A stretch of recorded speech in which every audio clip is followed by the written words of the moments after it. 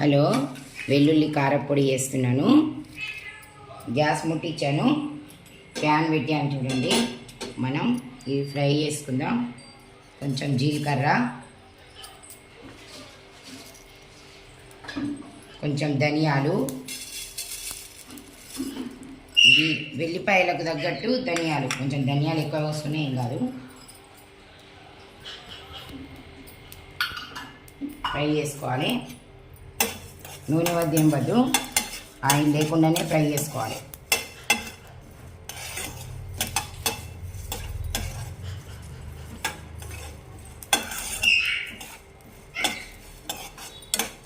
Fry మంచిగా వేసుకోవాలి.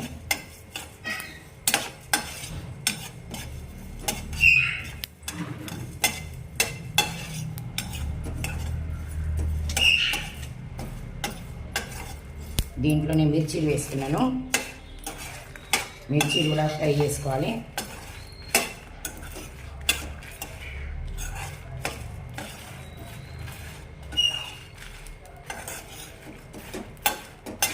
చిన్నగా స్విమ్ మీద పెట్టుకొని ఫ్రై చేసుకోవాలి. బాగా వేడి పెట్టుకోవద్దు, బాగా హైగా పెట్టుకోవద్దు, మాడిపోనిచ్చుకోకుండా.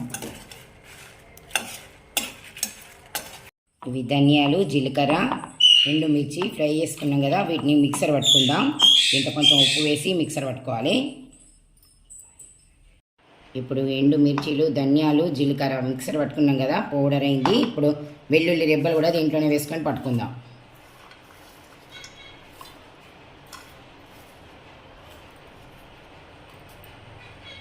మిక్సర్ పట్టుకుందాం.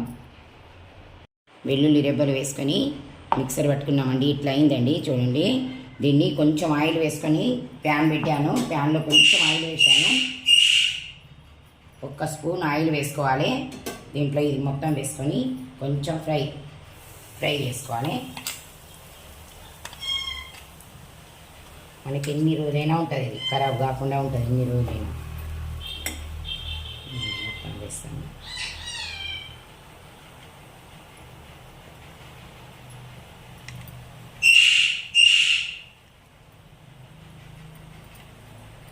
లైట్గా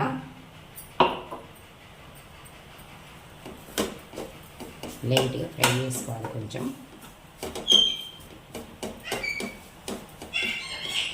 ఎన్ని రోజులైనా మనకు నిల్వ ఉంటుందండి.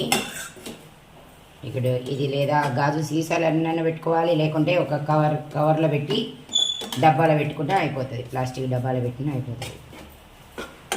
చూడండి, రెడీ. వెల్లుల్లి కారపొడి రెడీ.